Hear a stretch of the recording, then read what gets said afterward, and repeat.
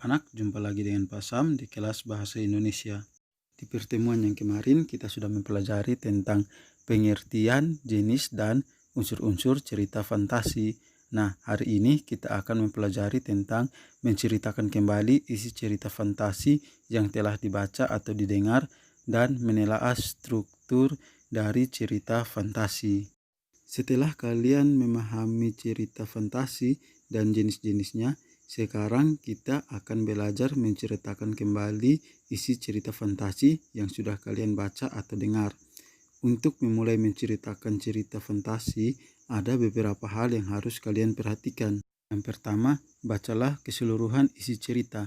Hal tersebut dilakukan agar dapat memahami isi cerita yang berkaitan, pencarian makna yang terkandung dalam cerita, dan hikmat yang bisa diteladani dari sebuah cerita.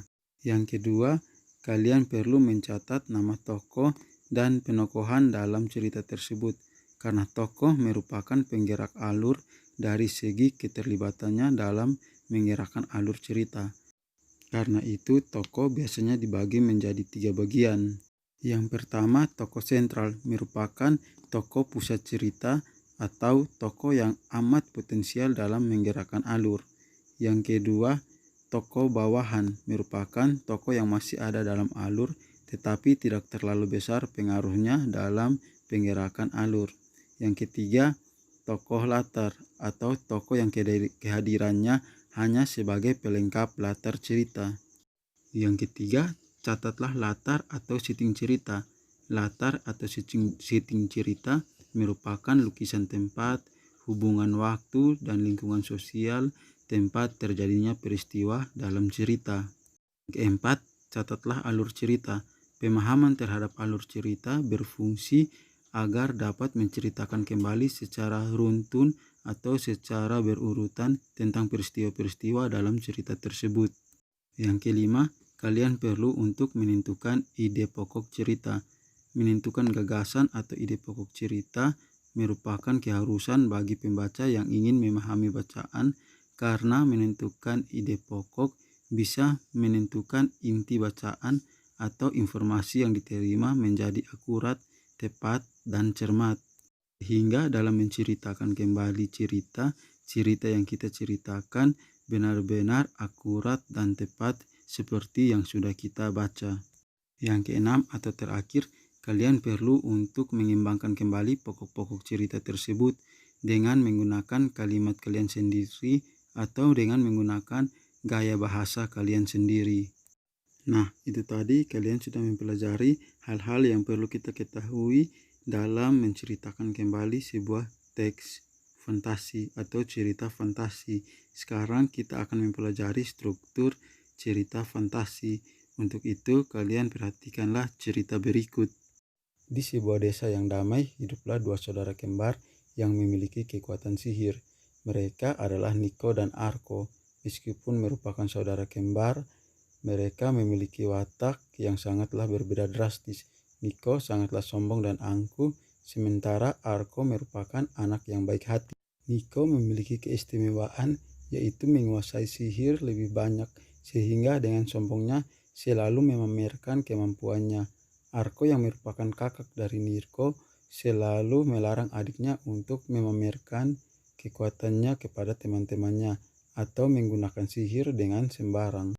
Akan tetapi Niko selalu mengelak dan mengatakan bahwa Arko iri dengan kemampuan sihir Niko. Sikap Niko justru semakin menjadi-jadi. Diubahnya semua benda di sekelilingnya menjadi batu, termasuk hewan ternak milik keluarganya. Arko terus menasihati si adik, tetapi tetap saja Niko yang keras kepala dan angkuh merasa bahwa dirinya paling kuat dan hebat, hingga seluruh benda di rumahnya diubah menjadi batu. Ada satu benda yang belum diubah, yaitu cermin. Niko yang membaca mantra kemudian berniat mengubah cermin menjadi batu, ternyata terbalik ke arahnya. Mantra tersebut ternyata terpantul ke arah Niko. Niko akhirnya berubah menjadi batu. Melihat keadaan adiknya, Arko memberitahukan guru sihir, kemudian meminta bantuannya untuk membebaskan sang adik dari sihir yang diperbuatnya sendiri. Namun guru sihir tidak bisa membantu karena mantra bersifat abadi dan hanya bisa diubah oleh orang yang memiliki cermin tersebut yang telah membacakan mantra sihir mengubah benda menjadi batu. Nah, itu tadi contoh cerita fantasi. Sekarang kita akan mempelajari struktur dari cerita fantasi. Struktur cerita fantasi yang pertama adalah orientasi. Tahap orientasi merupakan tahap yang berisi pengenalan tokoh, latar, tempat, atau latar waktu yang merupakan awal masuk dari keadaan satu cerita. Orientasi dapat dikembangkan dengan menggunakan pola-pola sebagai berikut. Yang pertama, dikembangkan dengan menghadirkan tokoh lain. Yang kedua, dikembangkan dengan pengenalan tokoh. Yang ketiga, dikembangkan dengan pengenalan konflik. Yang kedua, kompilasi. Kompilasi adalah tahap yang berisi permasalahan yang dihadapi tokoh utama. Pada bagian ini merupakan bagian inti cerita. Struktur kompilasi dapat dikembangkan dengan pola pengembangan sebagai berikut. Yang pertama, dikembangkan dengan menghadirkan tokoh lain. Yang kedua, dikembangkan dengan mengubah latar. Yang ketiga, dikembangkan dengan melompat pada zaman yang berbeda. Yang ketiga, resolusi. Tahap ini merupakan pemecahan masalah yang dialami oleh tokoh. Pada tahap ini, masalah dalam cerita harus dipecahkan dengan kreatif. Struktur resolusi dapat dikembangkan dengan pola sebagai berikut. Yang pertama, dikembangkan dengan melakukan lompatan waktu. Yang kedua, dikembangkan dengan sebab akibat yang unik. Yang ketiga, dikembangkan dengan adanya kejutan atau surprise. Yang keempat, reorientasi. Reorientasi merupakan tahap penegasan ulang dalam cerita fantasi. Biasanya berisi sikap, tindakan, perilaku, atau kondisi akhir dari tokoh dalam rangkaian peristiwa yang ada di dalam sebuah cerita.